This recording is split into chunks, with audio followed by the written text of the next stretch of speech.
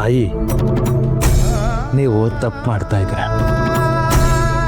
ನೀವು ತಿಳಿದಿರೋದೇ ಸರಿ ಅನ್ಕೊಂಡು ಇಷ್ಟೊಂದು ಹಠ ಮಾಡೋದು ಒಳ್ಳೇದಲ್ಲ. ನಾನೆಲ್ಲಿ ಹಠ ಹಿಡ್ದಿದ್ದೀನಿ ಭಟ್ರೆ, ಗುರುಗಳು ಹೇಳಿದ್ದನ್ನ ಪಾಲಿಸ್ತಾ ಇದ್ದೀನಿ ಅಷ್ಟೇ. ಇದೆಲ್ಲ ಬೇಡ ಸತ್ಯಮ್ಮ. ನೈತಿಕ ಹಠ ಒಳ್ಳೇದಲ್ಲ. ಗುರುಗಳ ಹತ್ರ ಹೋಗಿ ಶರಣಾಗ್ಬಿಡಿ. ನಿಮಗೆ ಗುರುಗಳ ಹತ್ರ ಕ್ಷಮೆ ಕೇಳೋದಕ್ಕೆ ಸಂಕೋಚ ಆದರೆ ನನ್ನ ಜೊತೆ ಬನ್ನಿ. ನಿಮ್ಮ ಪರವಾಗಿ ನಾನು ಕ್ಷಮೆ ಕೇಳ್ತೀನಿ. ನೀವು ಈ ರೀತಿ ಉಪವಾಸ ಕೂತಿರೋದು ನನ್ನಿಂದ ನೋಡೋಕ್ಕಾಗ್ತಾ ಇಲ್ಲ. ಒಂದು ದಿನದ ಉಪವಾಸದಿಂದ ನನ್ನ ದೇಹಕ್ಕೆ ಏನೂ ಆಗೋದಿಲ್ಲ ಭಟ್ರೆ. ಹಾಗೊಂದು ವೇಳೆ ಆದ್ರೂ ಸಂತೋಷನೇ. ತೃಪ್ತಿಯಿಂದ ಹರಿಪಾದ ಸೇರ್ಕೋತೀನಿ.